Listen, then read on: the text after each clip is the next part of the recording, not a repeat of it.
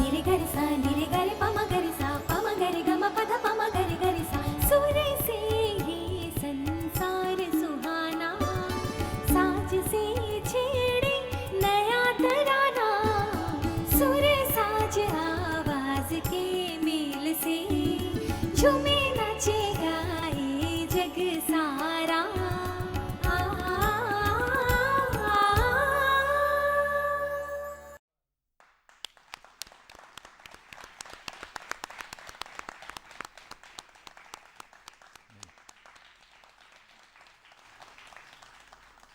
नमस्कार। नमस्कार। आप सभी का स्वागत है कार्यक्रम सुर साज और आवाज में। मैं हूं आपके साथ मोनिका और मैं बद्र वास्ती। जैसा कि आप सभी जानते हैं, ये कार्यक्रम बेहद खास है। इस कार्यक्रम में हमारा ये प्रयत्न रहता है, ये कोशिश रहती है कि हम हमारे शहर के, प्रदेश के फनकारों से, कलाकारों से आप सभी को रूबरू करवा सकें। बिल्कुल सही कहा मोनिका आपने।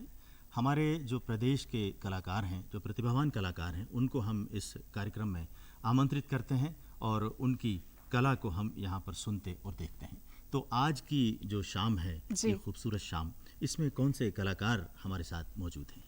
इस संगीतमय शाम में आज हमारे साथ मौजूद हैं उमेश तरकसवार जी, वीनस तरकसवार जी, नुपुर गडकरी जी और आदित्य सिंह गौर जी। मोनिका, मैं आपको बताता चलूं कि आज की जो संगीत संध्या है सुर साज और आवाज़ की, इसमें जितने भी जो गज़लें और गीत हम सुनने वाले हैं, उन सभी को संगीतबद्ध किया है हमारे प्रदेश के एक प्रतिभावान संगीतकार श्री उमेश तरकसवार जी ने। बिल्कुल। तो हम उमेश जी का और उनके सभी साथियों का यहाँ पर स्वागत करते हैं और साथ ही स्वागत करते हैं आप सभी का जो दर्शक इस वक्त हमारे स्टूडियो में मौजूद हैं और जो हमारे सुनने वाले और देखने वाले टीवी स्क्रीन्स पर इस वक्त हमको देख रहे हैं। दूरदर्शन की ओर से और सभी कलाकारों की जानिब से हम उनका इस्तकबाल करते हैं, खैर मकदम करते हैं। बिल्कुल। और उमेश जी की हम बात कर रहे हैं, तो उमेश जी के बारे में आप सभी को बताना चाहेंगे कि उन्होंने अपनी उप शास्त्रीय संगीत की शिक्षा पद्मश्री अब्दुल लतीफ़ खां साहब से प्राप्त की और उन्होंने अपनी शास्त्रीय संगीत की शिक्षा पंडित सिद्धराम स्वामी कोरवार जी से प्राप्त की है। और हाँ मोनिका, उमेश जी ने दूरदर्शन के लगभग 300 कार्यक्रमों को संगीतबद्ध किया है और विभिन्न राष्ट्रीय चैनलों में जो सीरियल्स आप देखते हैं, बहुत सारी फिल्म्स आपने देखी होंगी, उनमें भी उमेश जी का संगीत रहा है। और बिल्कुल आप स्वागत कीजिए, उनको बधाई दीजिए, शुभकामनाएं दीजिए। साथ ही साथ मैं आपको ये भी बताऊं कि एक महत्वपूर्ण अंग है रंग संगीत का। तो भोपाल में जो भारत भवन है, उसका जो रंगमंडल है, उसमें भी लगभग 10 वर्ष तक उमेश जी ने राष्ट्रीय और अंतर्राष्ट्रीय स्तर के जो नाट्य निर्देशक रहे हैं, उनके साथ नाटकों में संगीत दिया है। और साथ ही साथ देश के वो प्रतिभावान और प्रतिष्ठित रचनाकार जिनको कि हम अक्सर साहित्य में पढ़ते हैं और जिनको हम पसंद भी करते हैं, जिनसे हमको संस्कार भी मिलते हैं, उन सब की रचनाओं को भी आपने संगीतबद्ध किया है। बिल्कुल। और उनका संगीत का सफर यूं ही जारी है। एक बार जोरदार तालियां हो जाएं उमेश तरकसवार जी के लिए। उमेश जी, हम आपको शुभकामनाएं देते हैं और दुआ करते हैं कि आपका ये जो संगीत का सफ़र है, संगीत की यात्रा है, वो प्रदेश स्तर से तो आगे बढ़ चुकी है, राष्ट्रीय स्तर पर आप पहुँचे हैं और अब हमारी दुआ है कि आप अंतर्राष्ट्रीय स्तर पर हमारे प्रदेश को गौरवान्वित करें।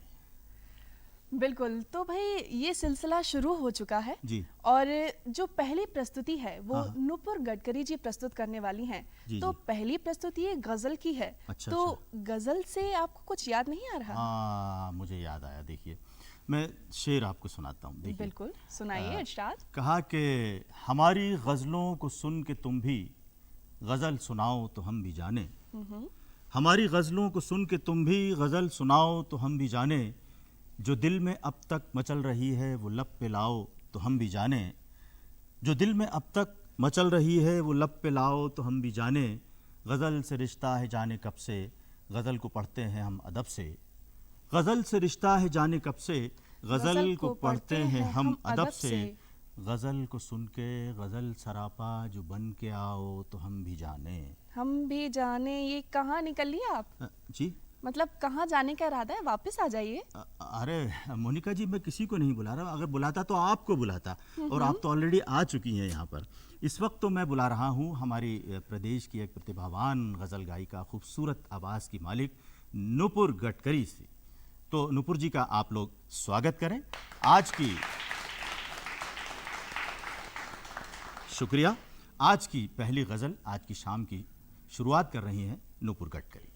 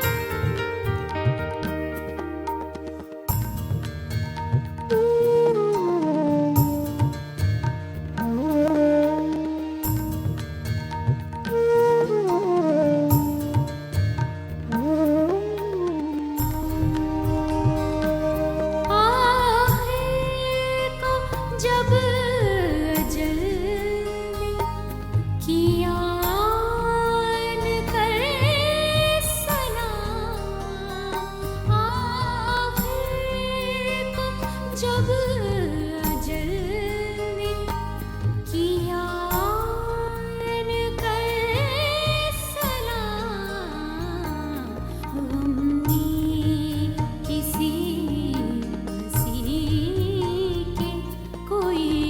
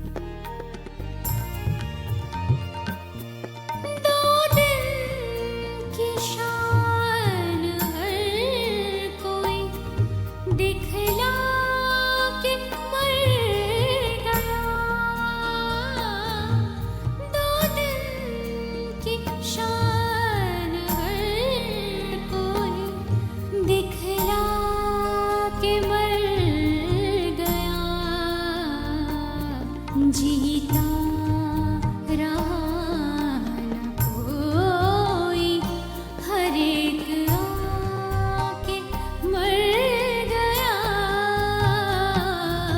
जीता रहा न कोई, हर एक आके मर गया। दुनिया में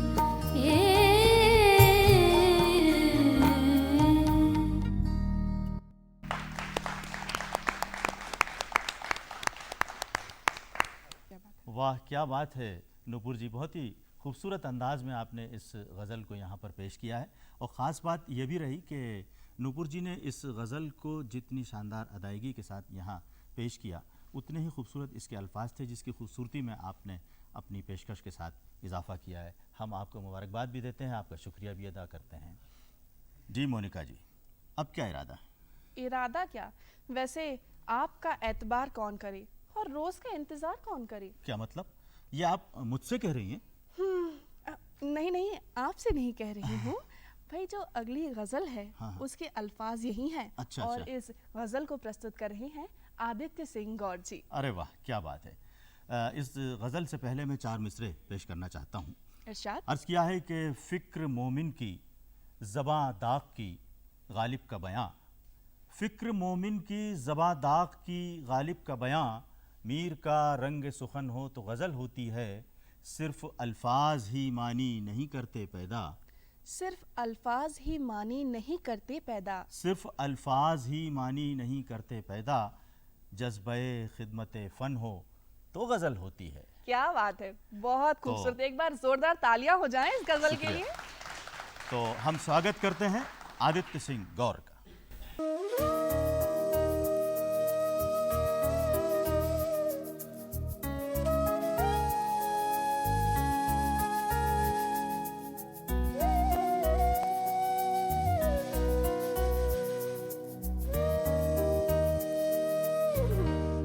आपका एतबार कौन करे, आपका एतबार कौन करे, रोज का इंतजार कौन करे, आपका एतबार कौन करे, आपका एतबार कौन करे।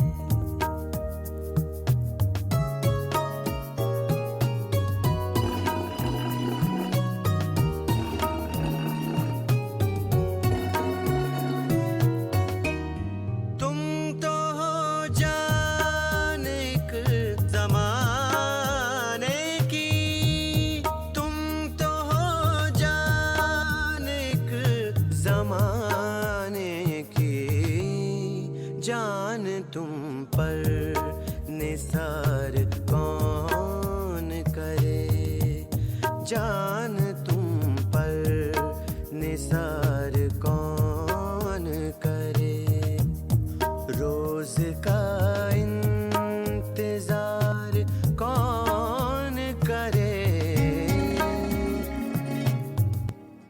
आपका एतबार कौन करे।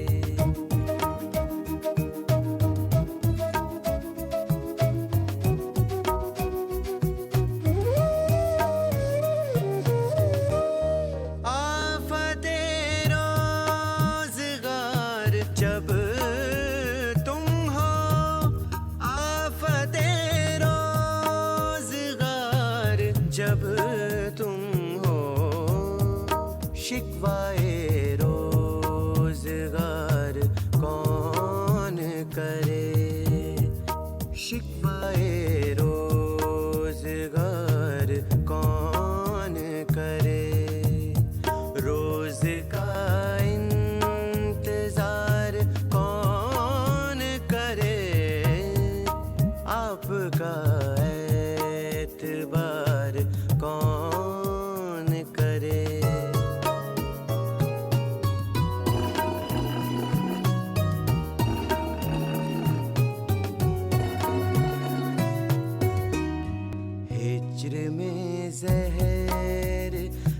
के मर जाऊं, हिज्र में जहर खा के मर जाऊं, हिज्र में जहर खा के मर जाऊं, मौत का इंतजार कौन करे, मौत का इंतजार कौन करे, रोज का इंतजार कौन करे, आपका एतबार कौन करे।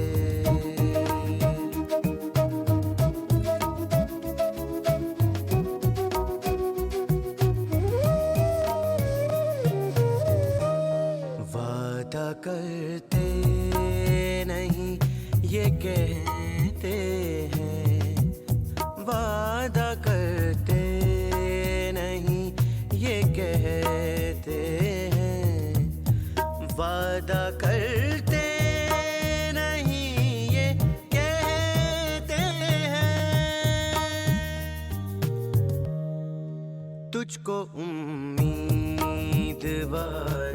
कौन करे, तुझको उम्मीदवार कौन करे, रोज का इंतजार कौन करे, आपका एतबार कौन करे।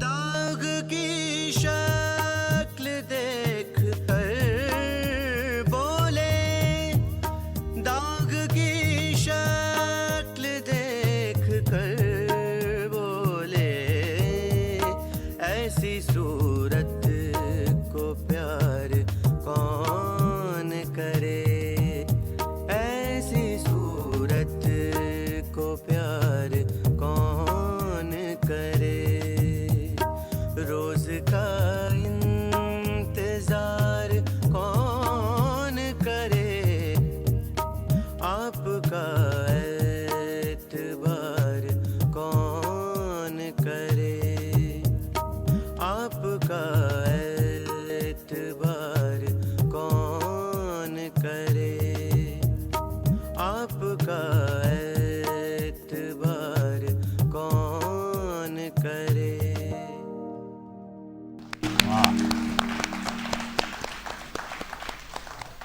क्या बात है आदित्य जी, आपने अपनी खूबसूरत आवाज से इस समा को बांध दिया।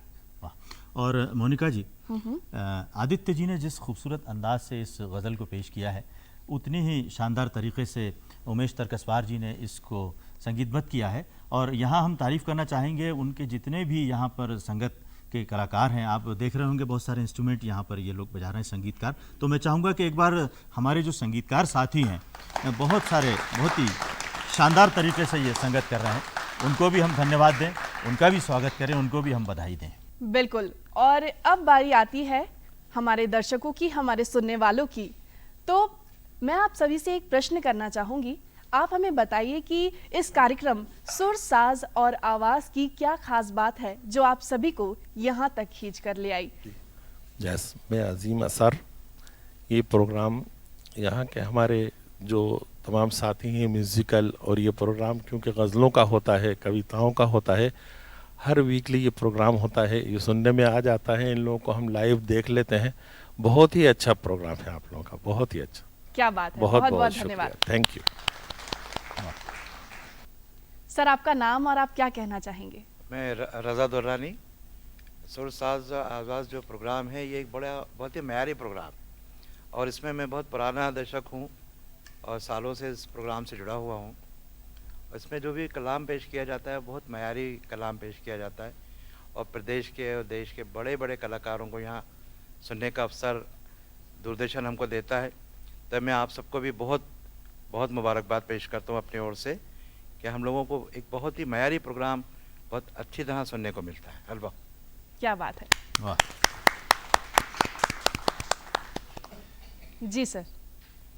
नमस्कार, मेरा नाम सुभाष शर्मा है। मैं इस प्रोग्राम में अक्सर आता हूं और बहुत एंजॉय करता हूं। आप इस प्रोग्राम की ख़ास बात जो है वो इस प्रोग्राम को पर्सनली देखने से ये मालूम पड़ता है कि इसके पीछे कितनी मेहनत की जाती है। क्या बात। हम टेलीविज़न के ऊपर जब देखते हैं प्रोग्राम, जब हम टेलीविज़न के ऊपर देखते हैं तो वो हमें प्रोग्राम ही दिखता है, लेकिन इसके पीछे छुपी हुई कला और जो कलाकारों की मेहनत है और दूरदर्शन की जो मेहनत है जी, वो रूबरू होती है, कलाकारों से रूबरू होती है। क्या बात है, क्या बात है। हमारे एक और दर्शक कुछ कहना चाह रहे हैं। मैं प्रदीप ओमकार हूँ और उमेश मेरे छोटे भाई हैं। जी। अच्छा। अब ये आप सभी पप्पी, ये सभी लोग मेरे मित्र हैं और मैं यहाँ का पहले बैच का बी ग्रेड आर्टिस्ट हूँ, जिसका एक्टिंग में भी और आकाशवाणी में क्या बात है। वोकल में भी था मैं। तो मैं तो इन सभी के लिए आता हूँ और आप लोगों का और जितने पूरे दूरदर्शन वाले हैं, यहाँ भी बहुत शूटिंग हुई है हमारी जी। पर आजकल मैं समय के अभाव के कारण नहीं आ पाता हूँ, पर आपका प्रोग्राम बहुत शानदार है। क्या बात, बहुत बहुत धन्यवाद। शुक्रिया आपका। बहुत बहुत हम शुक्रिया। आपका बहुत शुक्रिया अदा करते हैं। जी भद्रावस्ती जी, जी। ये गजलों की महफिल चल रही है, बिल्कुल। गीतों का सफर है। आप ये बताइए कि गजलों के बारे में आप क्या सोचते हैं? हो आपने तो बहुत लंबा जिक्र छेड़ दिया। अच्छा। देखिए, बात अगर गज़ल की जाए तो गज़ल के जो मानी हैं, जो उसका मतलब है, वो है अपने महबूब से, अपने प्रियतम से बात करना।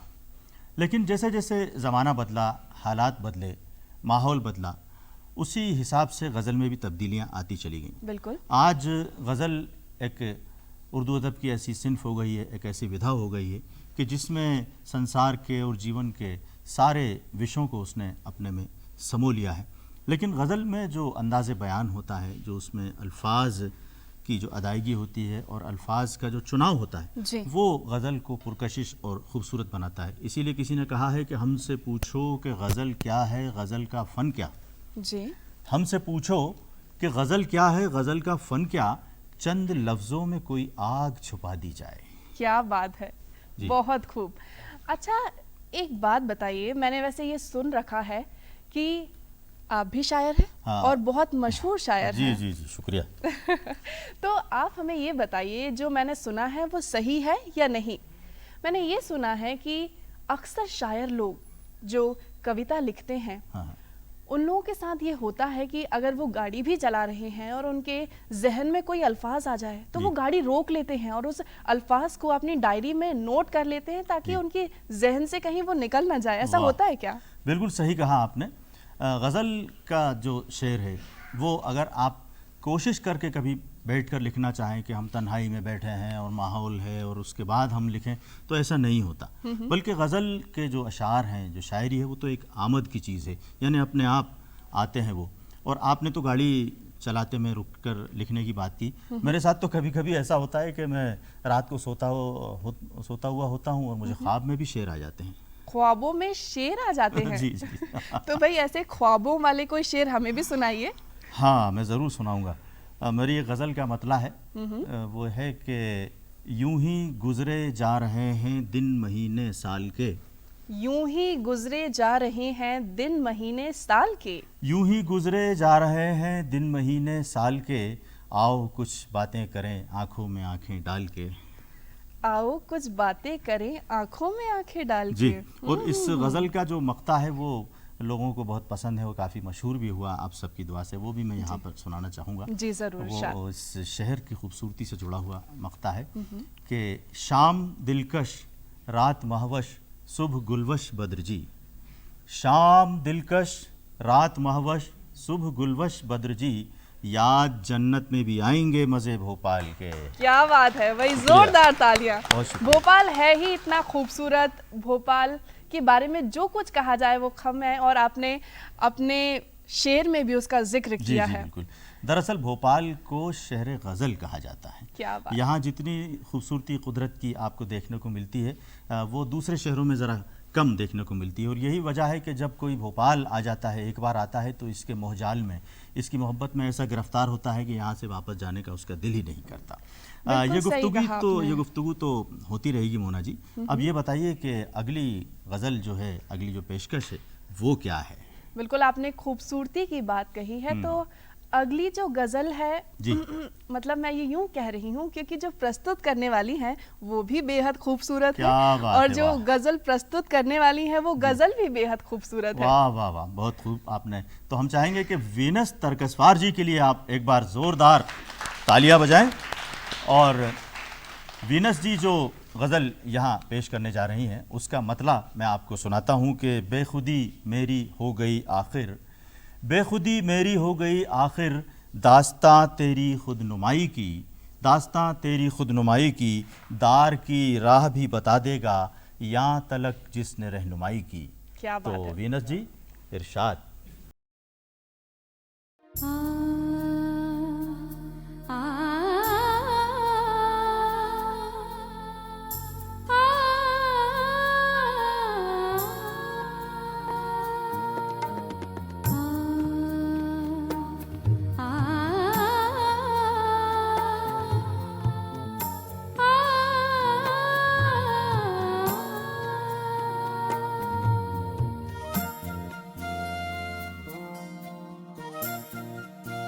बेखुदी मेरी हो गई आखिर, बेखुदी मेरी हो गई आखिर, दास्तां तेरी खुदनुमाई की, दार की राह भी बता देगा, या तलक जिसने रहनुमाई की, बेखुदी मेरी हो गई आखिर।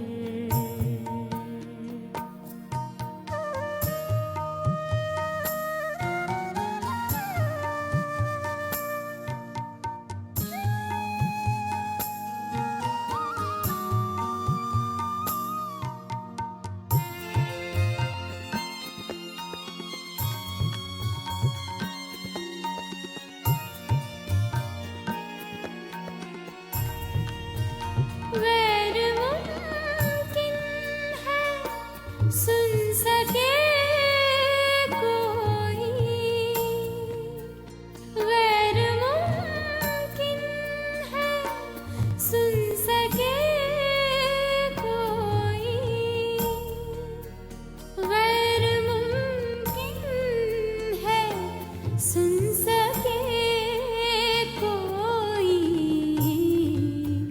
क्या कहे दास्तां जुदाई की,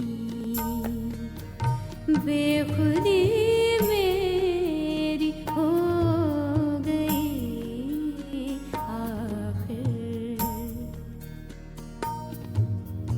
मदनी ग म ग सा ग म प नि सा रे म प ध,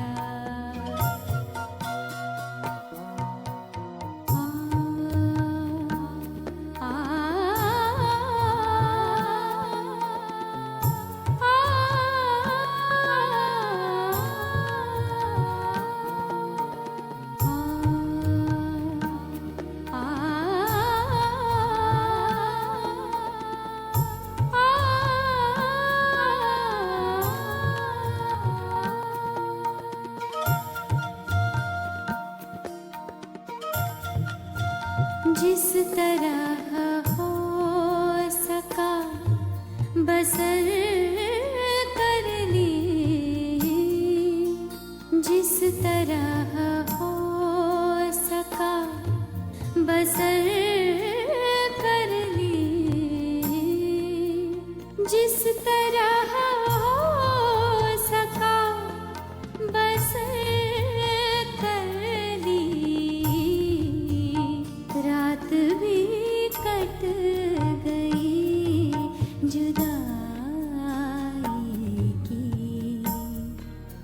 बेखुदी मेरी हो गई आखिर।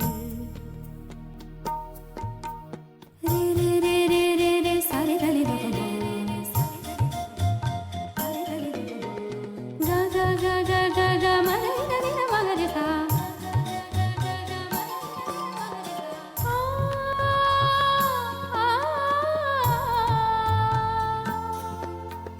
मदनी गा मा मा गा सा गा मा पा नी सा रे मा पा धा। रह गए मुस्कुरा के वो आरिफ। रह गए मुस्कुरा के वो आरिफ।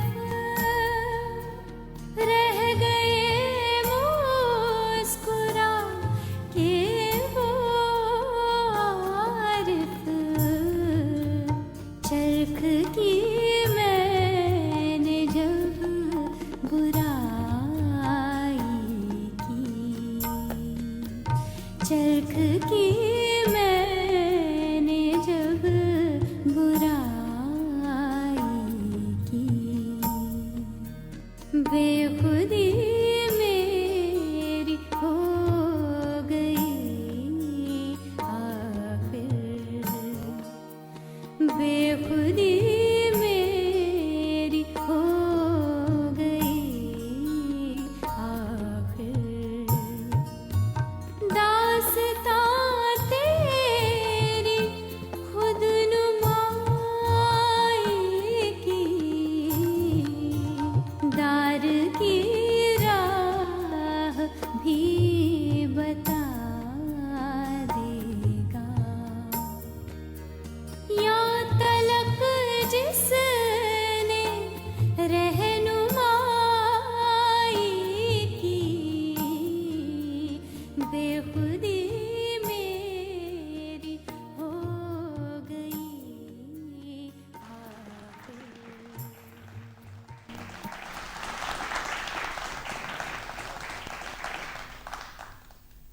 बेखुदी मेरी हो गई आखिर, दास्तां तेरी खुद नुमाई की।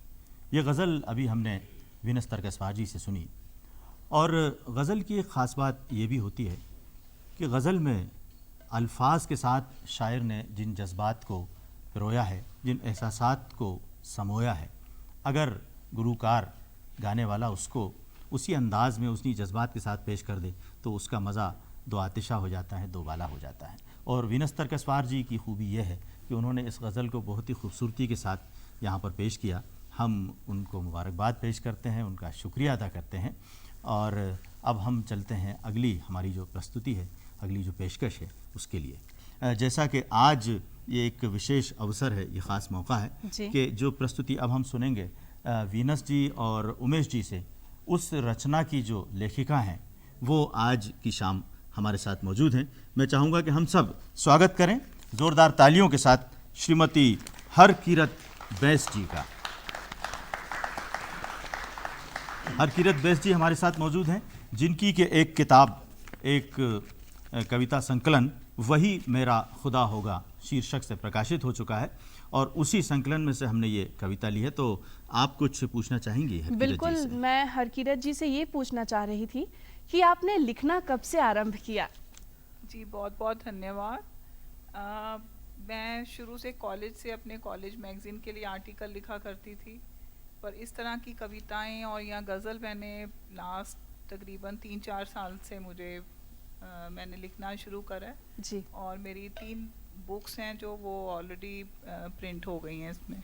क्या बात और है। मैं आज ये अवसर पे तरकसवार जी का बहुत बहुत धन्यवाद देती हूँ, क्योंकि मुझे ये मेरा फर्स्ट ऐसा एक अपॉर्चुनिटी कि मैं अपनी लिखी हुई पोएम आज फर्स्ट टाइम उनके द्वारा गाई हुई सुनूंगी।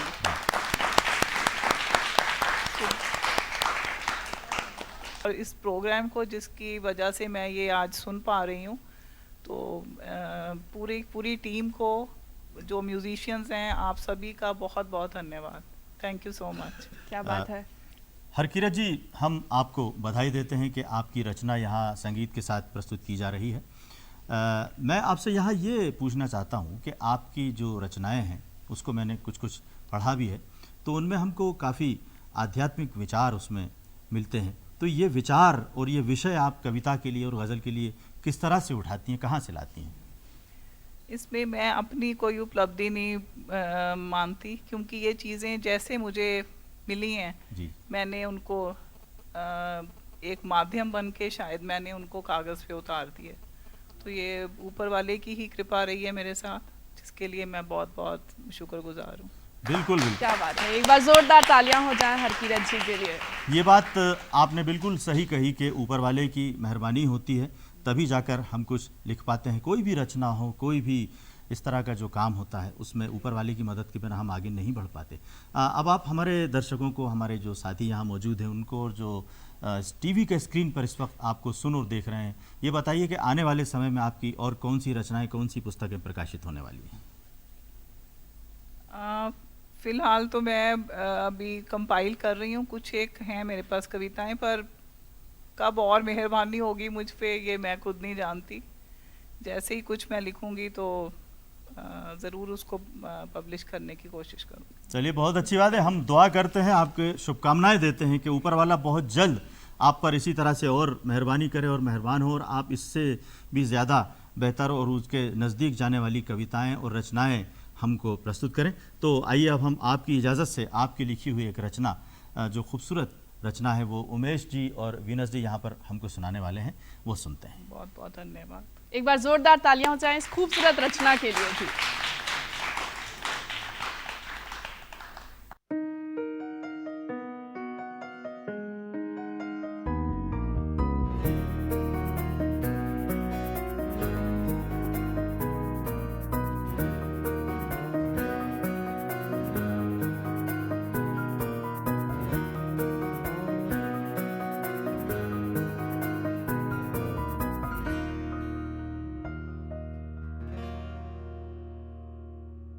बारिश की बूंद एक दिन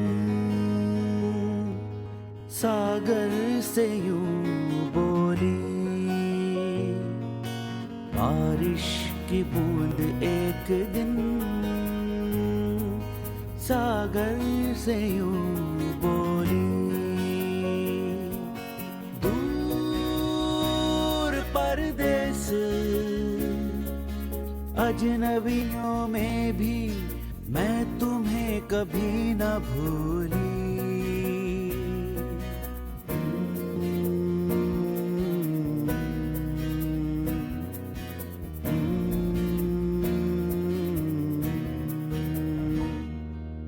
बारिश की बूंद एक दिन सागर से यूं बोली, परदेस अजनबियों में भी मैं तुम्हें कभी न भूली।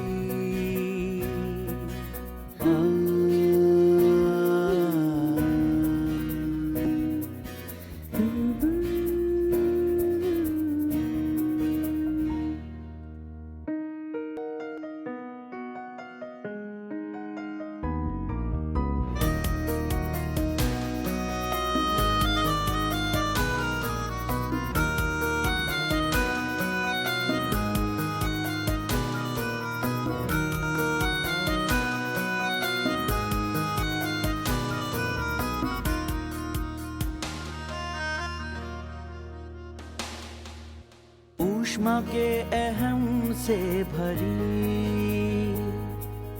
बेखुदी के बादलों से घिरी, बिरहा की पीड़ा पाई, छोड़ तुम्हें मैं इतनी दूर निकल आई, दूर परदेस अजनबियों में भी मैं तुम्हें कभी न भूली।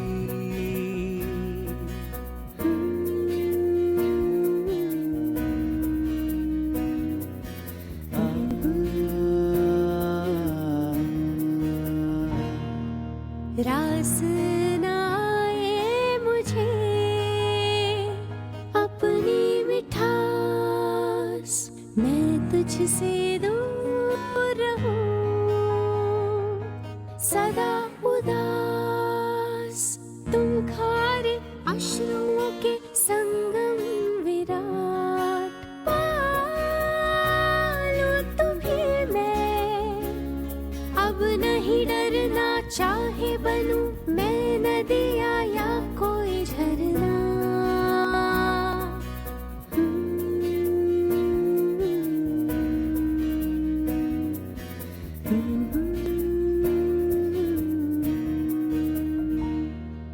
सूख गया सारा वहम,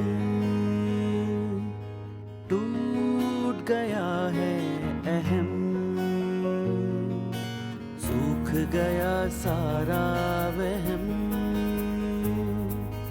टूट गया है अहम। तुम्हारी प्रीत में भीगी मैं मगन, सच पाया मैंने रूह के अंदर। मैं ही बूंद मैं ही समंदर, मैं ही बूंद मैं ही समंदर। बारिश की बूंद एक दिन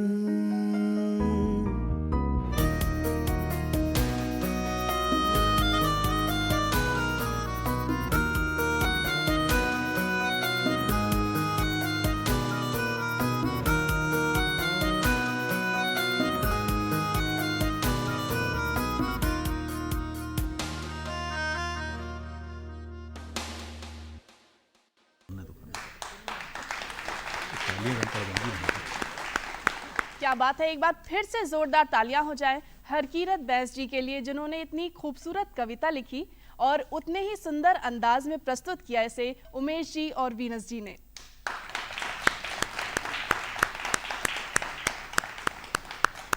संगीत अलग अलग तरह के होते हैं। कुछ लोगों को उपशास्त्रीय संगीत पसंद होता है, किसी को शास्त्रीय संगीत पसंद होता है, कोई बॉलीवुड म्यूजिक पसंद करता है तो कोई जैज, और न जाने कितने तरह के संगीत होते हैं जिन्हें सुनने वाले बहुत हैं। कुछ लोग युगल प्रस्तुति देते हैं, तो कुछ एकल प्रस्तुति देते हैं। कई लोगों को सामूहिक प्रस्तुतियां देना बेहद पसंद होता है, लेकिन जब सामूहिक प्रस्तुति हम देते हैं ना, तो हमारे ऊपर जिम्मेदारी और ज्यादा बढ़ जाती है। बिल्कुल बढ़ती है कि नहीं? बिल्कुल बढ़ती है, बिल्कुल। तो एक ऐसी ही सामूहिक प्रस्तुति आप सभी को देखने और सुनने को मिलेगी, जिसे प्रस्तुत करने वाले हैं हारमोनी ग्रुप के कलाकार। मैं आपको बताता चलूं कि दूरदर्शन की ये विशेषता है कि इस दूरदर्शन के माध्यम से हमारी देश की जो संस्कृति है, जो सभ्यता है, जो इतिहास है, जो साहित्य है, जो संस्कार हैं, वो सब दूरदर्शन के विभिन्न कार्यक्रमों के बहाने से, उसके ज़रिए से आपको परोसे जाते हैं, और इसीलिए हम दूरदर्शन से लगातार जुड़े रहते हैं। इसी तरह से जो हमारे राष्ट्रीय पर्व होते हैं, चाहे वो स्वतंत्रता दिवस हो, गणतंत्र दिवस हो, उसको भी पूरी ईमानदारी के साथ और पूरी लगन के साथ दूरदर्शन निभाता है और हमको याद दिलाता है, हमारे अंदर देशभक्ति का जज्बा भी जागृत करता है इन त्योहारों के माध्यम से, इन अवसरों पर। तो इसलिए हम दूरदर्शन के सदा आभारी हैं, आभारी रहेंगे, क्योंकि दूरदर्शन हमको एक ऐसे अनोखे और अनमोल कार्यक्रम हमको देता है। जहाँ तक संगीत की बात मोनिका आपने की, तो संगीत जो है वो उसमें विभिन्न विधाएं जुड़ी हुई हैं। जैसा कि आपने कहा कि एकल रूप में गीत प्रस्तुत किए जाते हैं, युगल रूप में गीत प्रस्तुत किए जाते हैं, और समूह के रूप में भी गीत प्रस्तुत किए जाते हैं। तो अब जो प्रस्तुति हम यहाँ पर देखने और सुनने वाले हैं, वो एक समूह गान है। हमारे भोपाल शहर का एक हारमोनी ग्रुप है, वो इस प्रस्तुति के लिए हमारे बीच आ रहा है। मैं चाहूँगा इस ग्रुप के लिए और इस ग्रुप के कलाकारों के लिए, और इस को जिसने संगीतबद्ध किया है, यानी उमेश तर्कसवार जी के लिए जोरदार तालियां आप लोग बजाएं। मोनिका जी, ये जो प्रस्तुति है, इसके बारे में आप कुछ और बताएं। बिल्कुल, जो कविता आप सभी सुनने वाले हैं, उसके बोल मैं आपको बता दूं। यदि तुम्हारे घर के एक कमरे में आग लगी हो, और इस गीत को लिखा है सर्वेश्वर दयाल सक्सेना जी ने। देखिए, जहाँ तक कविता की बात है, तो कवि और शायर कोई भी हो, वो सामाजिक चेतना जागृत करने की कोशिश करता है और अपनी कविता और अपने साहित्य के माध्यम से वो लोगों को उन समस्याओं की तरफ ध्यान दिलाता है, ध्यान आकर्षित करता है, जिनकी तरफ आम तौर पर हमारा ध्यान नहीं जाता है। इसी तरह से एक शायर हैं डॉक्टर नवाज देवबंदी, उन्होंने भी अपने अशार में कुछ ऐसी ही बात कही है, मैं आपके सामने पेश करता हूँ। उन्होंने कहा कि जलते घर को देखने वालों फूस का छप्पर आपका है, जलते घर को देखने वालों फूस का छप्पर आपका है, आपके पीछे तेज हवा है, आगे मुकद्दर आपका है, आपके पीछे तेज हवा है, आगे मुकद्दर आपका है, उसके कत्ल पे मैं चुप था, मेरा नंबर अब आया, उसके कत्ल पे मैं चुप था, मेरा नंबर अब आया, मेरे कत्ल पे आप भी चुप हैं, अगला नंबर आपका है, मेरे कत्ल पे आप भी चुप हैं, अगला नंबर आपका है। बिल्कुल, जो शायर रहते हैं, कवि रहते हैं, उनका एक फ़र्ज़ भी होता है, समाज में जो चीज़ें चल रही होती हैं उन्हें वो देखते हैं, सुनते हैं, समझते हैं और फिर उन्हें वो अपने अल्फाजों से एक कागज़ पर उकेर देते हैं और उसके माध्यम से हम सभी यही प्रयास करते हैं कि उन सभी चीज़ों से आपको रूबरू करवा सकें। बिल्कुल, तो चलिए अब सर्वेश्वर दयाल सक्सेना जी की ये कविता हम सुनते हैं।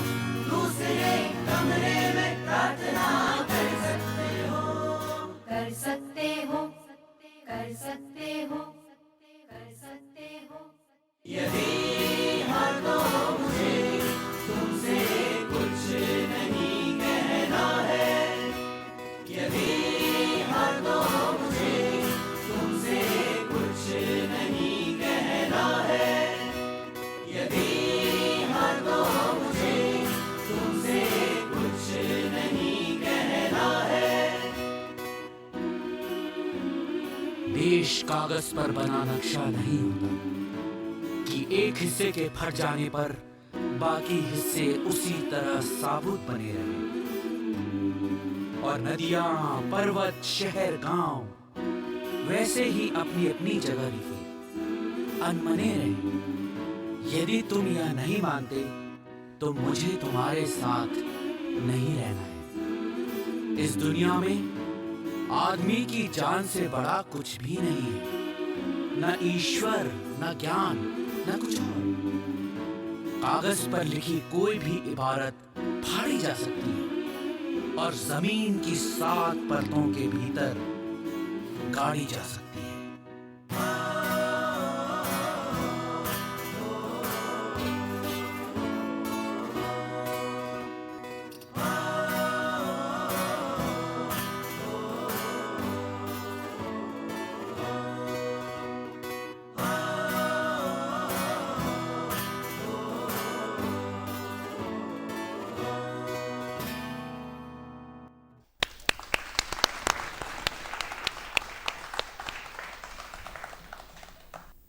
क्या बात है, बेहद खूबसूरत कविता और इस कविता के पीछे छुपा हुआ संदेश।